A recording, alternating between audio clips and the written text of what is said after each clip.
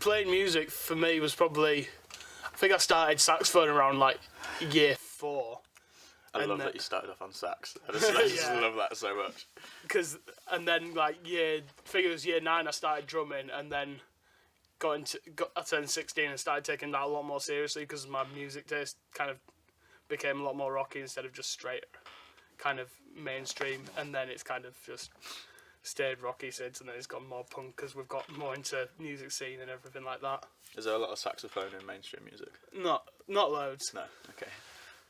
I came to music quite late, really. I was probably about 15, probably 14, 15. I know, I was still at school, but it was probably like year 10. And I started off playing sort of keyboards and synths, and we found out that I could sing pretty much by accident, and it's kind of just got out of hand since then, really. I had like a few years where I didn't do anything and sort of got dragged back into it, mainly as a vocalist, and then I only really started playing keys and synth again when I joined Borderline. So it's, I'd always either been like a keyboard player or a lead singer, and Borderline's the first where I've got to try and do both. So it's it's an interesting challenge. Let's call it that. We met at a gig about 3 years ago now, and it was like we were in separate bands. So like you were there with Borderline, with Lizzie, the singer at the time, and I was with the band that I was with at the time, who I was going to slug off, but I'm raising above it. Playing some pretty awful emo indie hybrid noise. And Lizzie left your band at a similar sort of time that I got kicked out of that band, and it kind of just, again, you seem to have heard that was out of a band before even I had, and Dad, do you want to come for a few rehearsals? And then after a few rehearsals, that was it then, really. Yeah. It's because your mum kept feeding me, that's what it was. Yeah, it wasn't so much the music, it was, oh, Steve, you're staying for tea. Like, am I?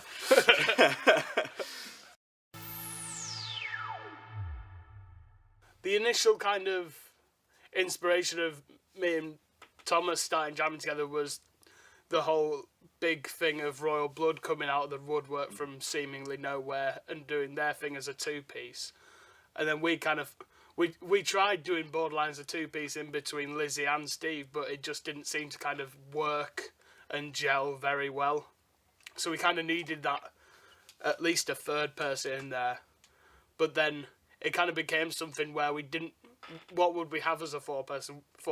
It would probably end up being someone playing synths or guitar, and probably guitar as well, which wouldn't really add anything with the sound of the bass, because that's so... Yeah, we heavy kind of and beefed distorted. that up so much. I think when I first joined the band, I wasn't playing synth. For like the first few months, it was just drums, bass and vocals, and it was just like, sounded great when we were playing Royal Blood Colours. But like when we came to writing our own stuff, there just wasn't enough. Like there wasn't enough lines. It needed something else. It was just like one line throughout, and like the vocals over the top, and it just wasn't very. It was quite thin. I'm rubbish at guitar.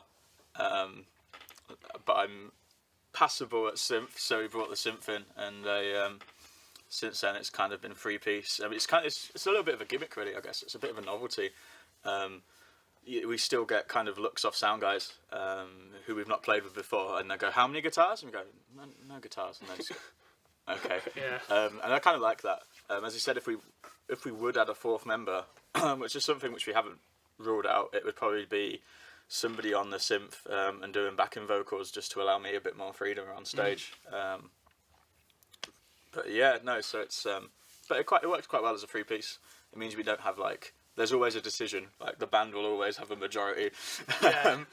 If there was a fourth, it could always get split 50-50, so it's nice in that sense. Not that Tom has many opinions on anything, so yeah.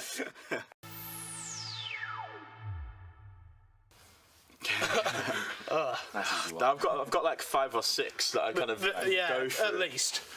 Royal Blood with Simps, that's one. Bootleg and Shikari. But yeah, we can just go as a bootleg and a Shikari. It's softer and a Shikari, not quite as heavy. Yeah. Like Paris, but without the beautiful lady from woman. That's cringy as fuck. Yeah, Paris, but with a bloke singing. I kind of try and use, was it electronic alt rock? Electronic alt rock. Is one that I use quite often. And then I always go, what's that mean? And it's just, yeah, it's quite strange. We're quite unique. Which I don't mean to sound like, I'm not saying that to make us sound like edgelord hipsters, but we are quite different to a lot of things that we've sort of see on the local scene, I guess. I like to think it works. It works. It works. It works. We haven't been bottled off yet. That's like the way we measure our success levels in the band. Rock hard. Really difficult. Rock hard. Like, the only place I've found where we can genuinely kind of get regular shows and kind of make people happy with what we do is this kind of slightly punky, more alternative scene at the Fulford Arms. They kind of took us in quite early, and we kind of as soon as we kind of started wanting to play shows, started going to shows there, and kind of realised that this is something we want to be about. But then we kind of ended up on, like, in the first year of playing live, we ended up on a few more indie-based bills, and we just stuck out like a sore thumb, and it just didn't work. Yeah, it's that was kind of a common joke really for like the sort of the first year of us gigging really, is that we'd either be like the heaviest band on a bill, or we'd be the least heavy. We were kind of always sort of straddling that fence, I guess. I think that York has been easier to do than Leeds. I don't know if that's just because I'm looking back in hindsight, but like we've been in Leeds since September, and I feel like we've not got anywhere in Leeds. I feel like, you know, we've played a couple of shows, and you know they've gone quite well, and they've been quite good for us. That one at Aiga, and obviously O2 Academy was pretty cool. So you know, but it kind of feels like back home in York, it's like you play a show and you kind of know where that show's going to get you, and that's going to lead to this and this. And whereas Leeds, it's like you play a show, you do a really good job, you get lots of positive feedback, and then it's like, well, now what? Well, I think that's now just need to because go play another show. Yeah, I think that's just because Leeds is so much bigger. I think York music scene's very kind of tight knit, and there's only probably 4 or 5 main promoters that sort of operate mainly, in York. and even then. Yeah, and even then, a couple of them are sort of out of town that sort of bring touring bands. But generally, we're quite lucky. We seemed a couple of those promoters have kind of sort of taken us in, especially sort of Dan and the guys at Fulford. And generally, if you do all right by them, they'll do all right by you. So it's kind of like, I guess it kind of teaches you to be quite humble, really. Yeah. Because if you get too big, if you become too much of an arsehole, then they'll just stay. They'll stop booking you for shows. So it's kind of, we owe a lot to those guys. It was a strange one because we were part of this music competition. We managed to kind of impress in the early stages of it because of the way the band sticks out generally in terms of its style, and then lack of. the uncultured line. and then we kind of ended up in the final, and then we only got to play like a couple of songs. It was a real short set.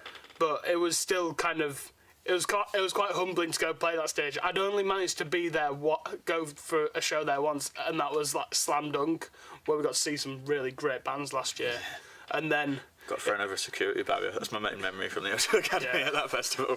Yeah, and then it was only kind of, and then it was quite humble. I had quite a humbling experience last weekend because I finally got to do a bit of crew work there, which I'd been doing at like a few venues. Did you go around telling all the guys that I played there? No, I didn't want to see that. Setting up, I know that somebody like Queen, just setting up the drum kit and just saying to them, "Yeah, I've played here, mate, as well. You're not that big." Yeah, no, it was.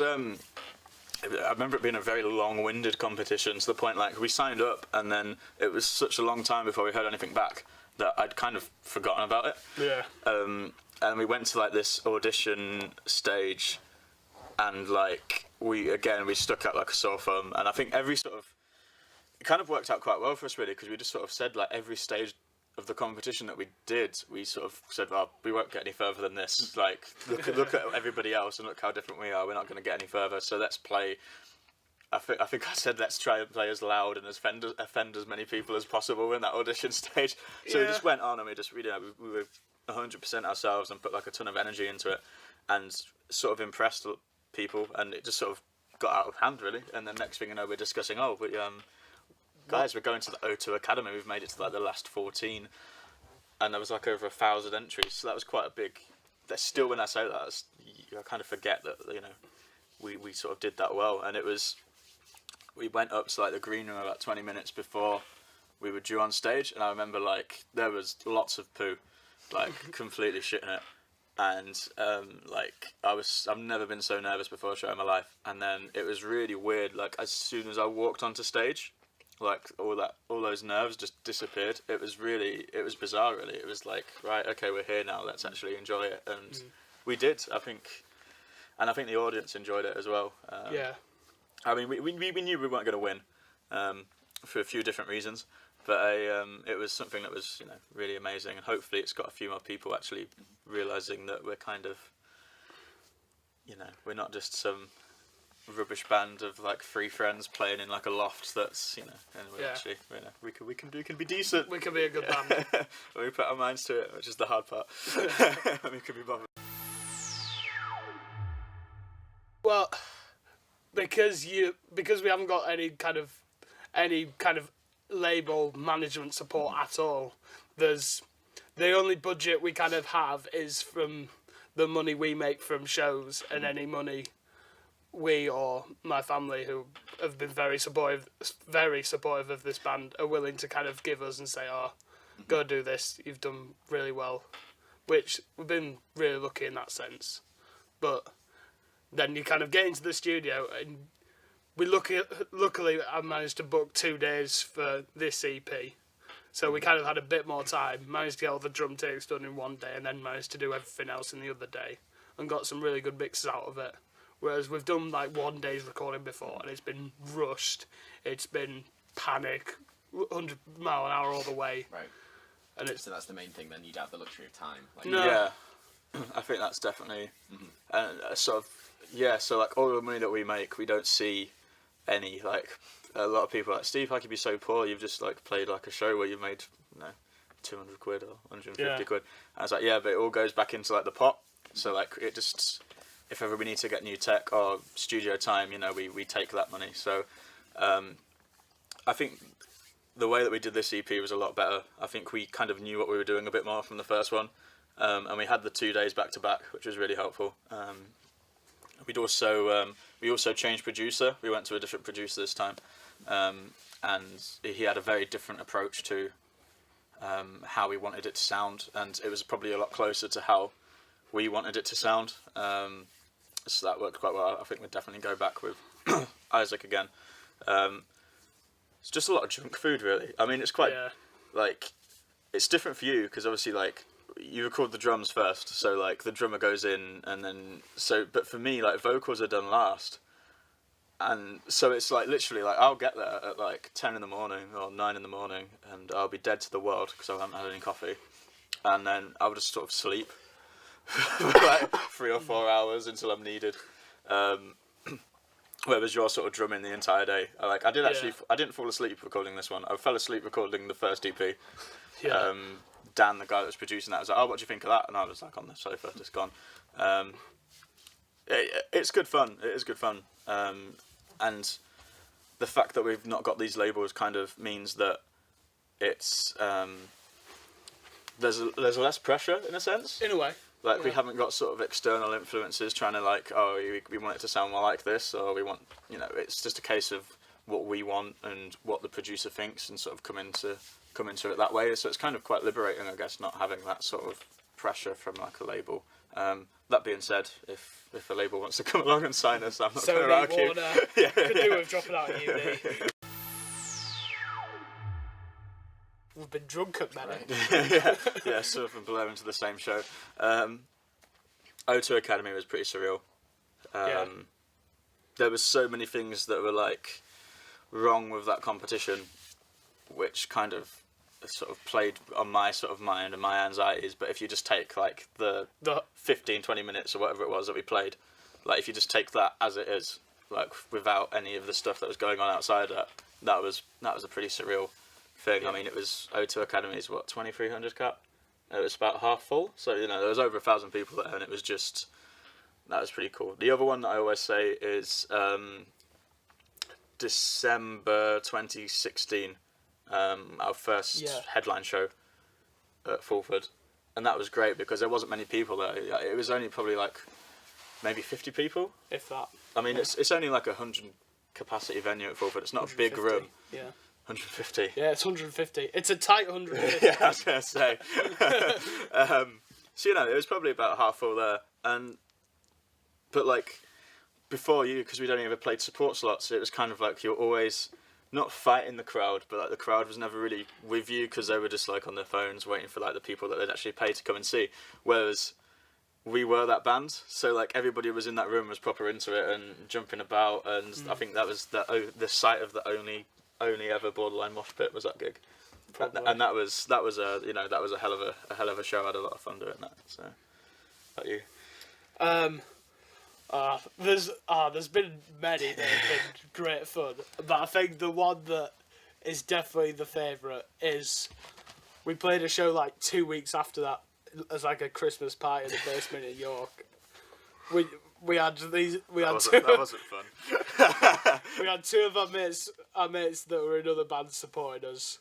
We were getting pretty. We'd done all the sound checks. That was a hammered. Messy one. We were getting pretty hammered by like 8 o'clock when doors opened. I remember Steve and Nick. Yeah, me and my friend Nick, who was the lead singer from one of the other bands that was playing with us. We'd had like a bottle of Jack Daniels before doors, so it wasn't even like before like the first band. It was like the doors opened and we were just. I remember very little of that gig. I'll be honest.